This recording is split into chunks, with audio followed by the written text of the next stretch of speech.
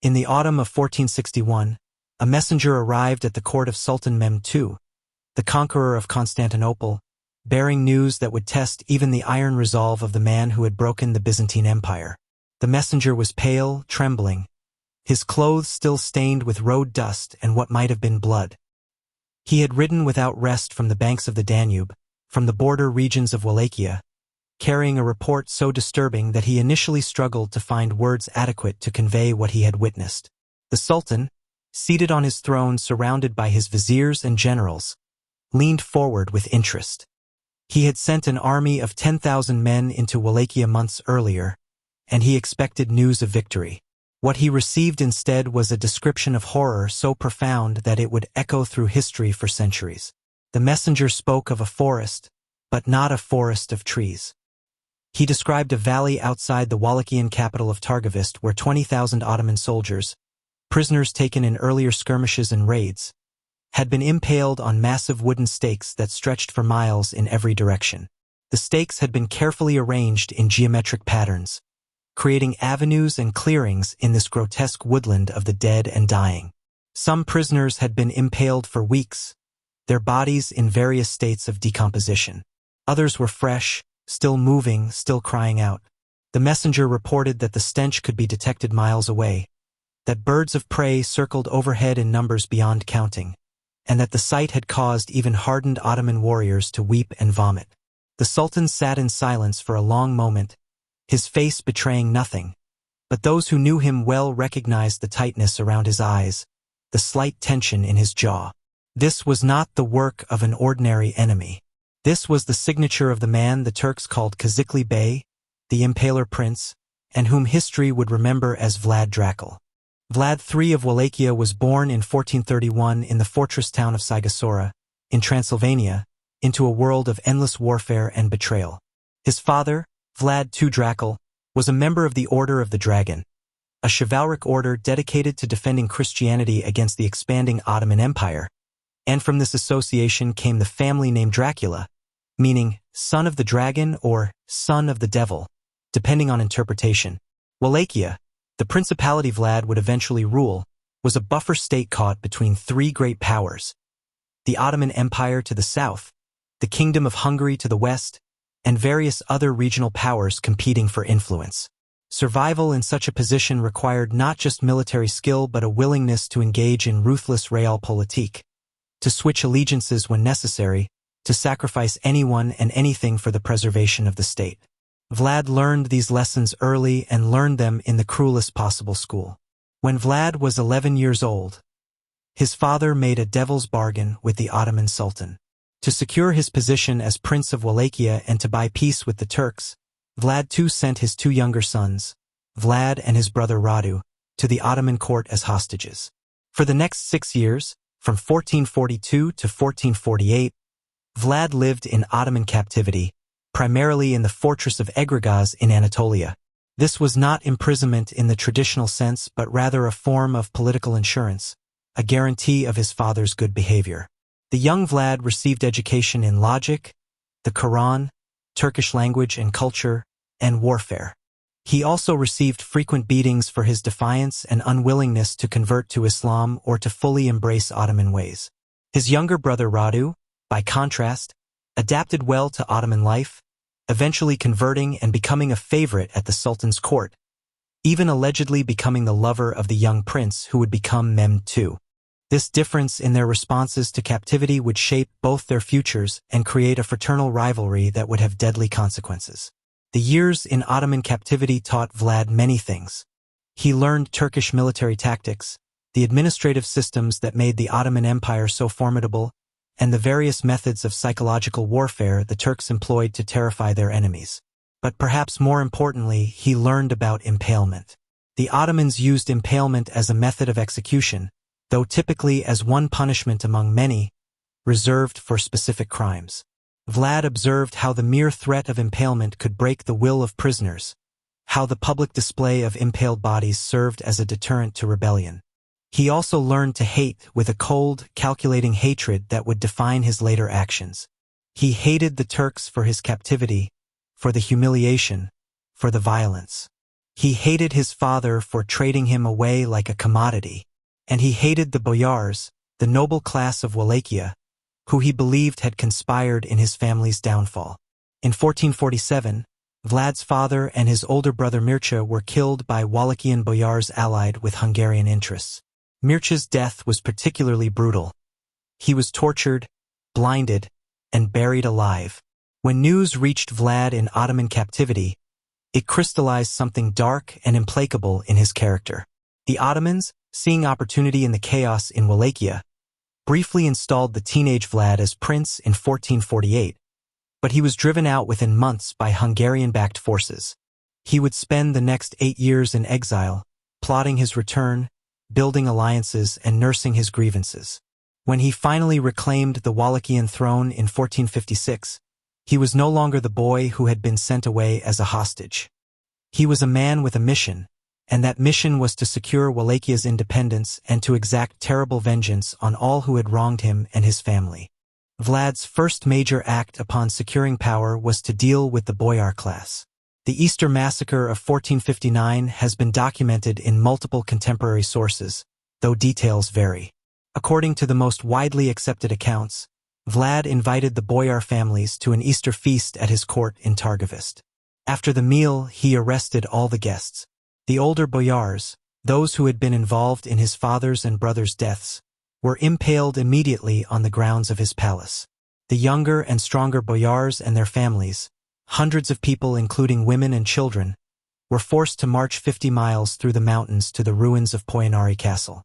There, Vlad set them to work rebuilding the fortress, which would become one of his strongholds. They worked in their Easter finery, which gradually became rags. Many died from exhaustion, and when the work was complete, survivors were not released but were instead impaled on the newly fortified castle's walls. This act accomplished multiple goals. It eliminated his political enemies, it demonstrated his absolute power, and it began establishing the reputation that would become his most effective weapon. The technique of impalement that Vlad perfected was notably different from the Ottoman method he had observed. The Ottomans typically used sharpened stakes that pierced vital organs, causing relatively quick death. Vlad's method was more calculated, more prolonged, more theatrical.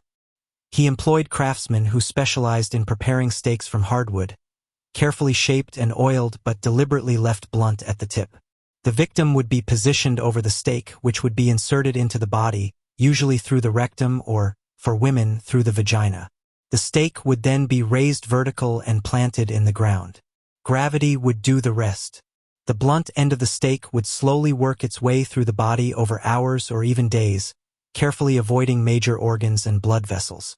A skilled executioner could ensure the victim lived for up to 3 days, suspended in agony, fully conscious, as the stake gradually emerged from the shoulder or chest or, in some cases, from the mouth. Vlad personally supervised these executions, sometimes adjusting the angle of stakes, sometimes ordering variations in height to create aesthetic arrangements. He was known to dine among the impaled, to conduct diplomatic meetings in forests of stakes, to use the screams of the dying as background music to his daily activities. The purpose of this extreme cruelty was not sadism for its own sake, though Vlad clearly possessed a capacity for violence that went beyond military necessity. The impalement served strategic psychological purposes. In the fractured politics of 15th century Eastern Europe, a small principality like Wallachia had to punch far above its weight to survive. Vlad could not match the Ottoman Empire's military might, nor could he rely consistently on Hungarian support against the Turks. What he could do was make the cost of invading Wallachia so psychologically traumatic that even powerful enemies would hesitate. Terror became his force multiplier. When word spread of what awaited captured soldiers in Wallachia, it affected Ottoman recruitment, morale, and willingness to push deep into Vlad's territory. Some Ottoman chronicles record instances of units refusing orders to advance into Wallachia, something almost unheard of in the disciplined Ottoman military system. But Vlad did not reserve impalement only for military enemies. He used it as a tool of domestic policy as well, to reshape Wallachian society according to his vision. Merchants who cheated customers were impaled in the market squares where they had conducted business. Adulterous women were impaled with the stake entering through the vagina, a deliberate symbolic punishment. Lazy or dishonest officials were impaled at the gates of their own offices. Beggars and the chronically poor, whom Vlad viewed as drains on society, were gathered under false pretenses of charity and either impaled or, in one infamous incident, locked in a wooden building that was then set on fire. Foreign merchants who violated Wallachian trade regulations could expect impalement, regardless of their nationality or the diplomatic consequences. One German account describes how Vlad impaled a group of Saxon merchants who had displeased him, arranging the stakes in a circle with the tallest in the center, creating a grotesque mandala of death visible for miles. The psychological impact of these actions extended far beyond Wallachhia's borders. Stories of Vlad's cruelty spread throughout Europe, carried by merchants, diplomats, and refugees. German printers, who had recently developed movable type printing, discovered that pamphlets about Vlad's atrocities sold exceptionally well. These early bestsellers, illustrated with crude woodcuts showing Vlad dining among impaled victims or examining severed body parts, were among the first instances of mass media sensationalism. The stories were often exaggerated or fabricated entirely, but they built upon a foundation of truth. Vlad did impale thousands of people. He did use terror as policy. The legend grew beyond the man, but the man had provided ample material for legend-making. In 1461, Sultan Mehmed II, the conqueror of Constantinople, decided that Vlad had to be removed. The immediate pretext was Vlad's refusal to pay tribute and his raids into Ottoman territory, but the deeper reason was that Vlad's defiance threatened Ottoman prestige. If a minor principality could successfully resist the Sultan, it might encourage other vassals to rebel. Mehmed assembled a massive army, perhaps as many as 90,000 men, and marched north toward Wallachia. He sent advance demands that Vlad surrender and pay not only the current year's tribute but also arrears from previous years, along with 500 young boys for the Janissary Corps, and Vlad's personal submission at the Ottoman court. Vlad's response was characteristically theatrical and brutal. He sent the Sultan's envoys back with their turbans nailed to their heads, explaining that he was merely helping them observe their custom of never removing their headwear, even in the presence of princes. Vlad knew he could not defeat the Ottoman army in open battle. His entire military force numbered perhaps 30,000 men, many of them poorly equipped peasant levies. Instead, he employed a strategy of scorched earth and guerrilla warfare combined with psychological operations designed to break Ottoman morale. As the Ottoman army advanced through Wallachia, they found a devastated landscape. Wells were poisoned, crops were burned, villages were emptied, their inhabitants either evacuated north or, if they had collaborated with the Turks, impaled as warnings. The Ottomans found themselves marching through a land that could not support their massive army, forcing them to extend increasingly vulnerable supply lines back to Ottoman territory. At night, Vlad's forces conducted hit-and-run raids, attacking supply trains and camp perimeters, then melting back into the darkness before Ottoman forces could respond effectively. The most famous incident of the 1462 campaign occurred during the night attack of June 17. Vlad, through his intelligence network, learned the approximate location of the Sultan's tent within the vast Ottoman camp. He personally led a force of perhaps 10,000 men in a nighttime cavalry raid directly into the heart of the Ottoman position. The goal was not to defeat the army but to kill the Sultan himself, to decapitate the entire Ottoman command structure in one bold stroke. The raid achieved complete surprise.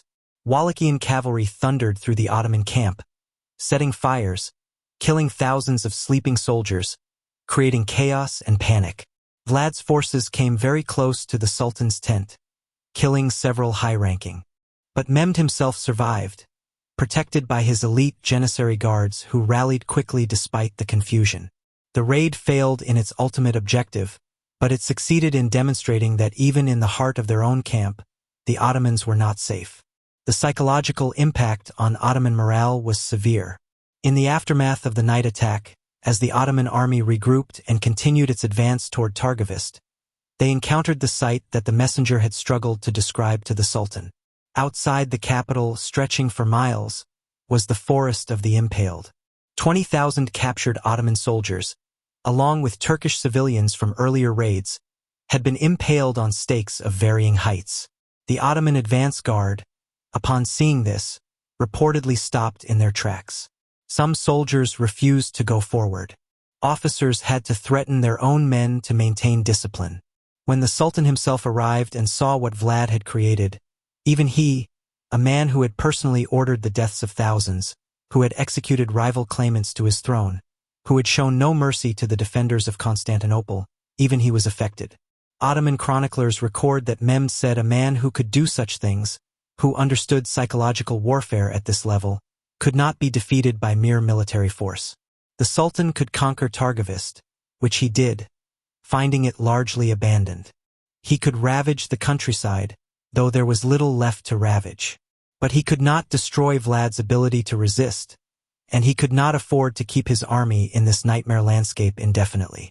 The Sultan made a strategic decision that reveals just how effective Vlad's terror tactics had been.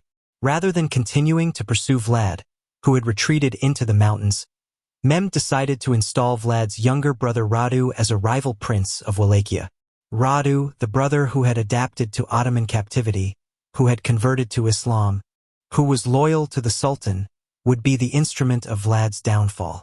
The Sultan withdrew the bulk of his army, leaving Radu with Ottoman support to fight a civil war against his brother. This was in many ways an admission that Mehmed, despite his overwhelming military superiority, could not defeat Vlad through conventional means. The psychological cost was too high. Better to let Wallachians fight Wallachians. The civil war between Vlad and Radu lasted for months, with neither side able to gain decisive advantage. But Vlad faced a problem that terror alone could not solve. He was running out of allies. The Hungarian king, Matthias Corvinus, who should have been Vlad's natural ally against the Ottomans, instead had Vlad arrested when he sought Hungarian assistance. The reasons were complex, involving Hungarian domestic politics, forged letters supposedly from Vlad to the Sultan, and Matthias's desire to keep for himself the money the Pope had sent to fund anti-Ottoman warfare. Vlad spent 12 years in Hungarian captivity, imprisoned in various castles and fortresses. Unlike his earlier Ottoman captivity, this imprisonment broke something in him. When he was finally released in 1474, he was a changed man, less certain, less absolute in his methods. Vlad reclaimed the Wallachian throne one final time in 1476, but his final reign lasted only months. The man who had terrified the Ottoman Empire, who had impaled thousands, who had made himself into a legend of cruelty, died in a minor skirmish against Ottoman forces near Bucharest in December 1476. The exact circumstances of his death are unclear. Some accounts say he was killed in battle, cut down while fighting. Others suggest he was assassinated by his own men, boyars who had grown tired of his brutal rule and saw an opportunity to eliminate him. Still others claim he was killed by accident, mistaken for a Turk because he had adopted Ottoman-style clothing. His head was cut off and sent to Sultan Mehmed in Constantinople, where it was displayed on a stake, a final ironic commentary on Vlad's signature method of execution. The immediate historical impact of Vlad's reign was significant but brief. Wallachia continued to exist as a semi-independent principality, playing the Ottomans and Hungarians against each other, but never again produced a ruler of Vlad's particular character. The policy of mass impalement died with him. The Ottoman Empire, rather than being deterred permanently, continued its expansion, eventually dominating the entire Balkan region for centuries. From a purely strategic standpoint, Vlad's resistance, however spectacular, had failed. Within decades of his death, Wallachia was firmly under Ottoman suzerainty, paying tribute and providing military support to the Sultan. But the longer-term impact, the impact on historical memory and cultural imagination, was profound and unexpected. The stories of Vlad's cruelty, disseminated through German pamphlets and Slavonic manuscripts, kept his memory alive in a way that most 15th-century Wallachian princes were forgotten.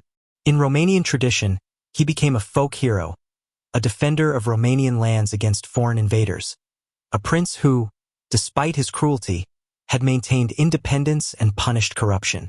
The impalement was remembered but rationalized as necessary violence against external enemies and internal traitors.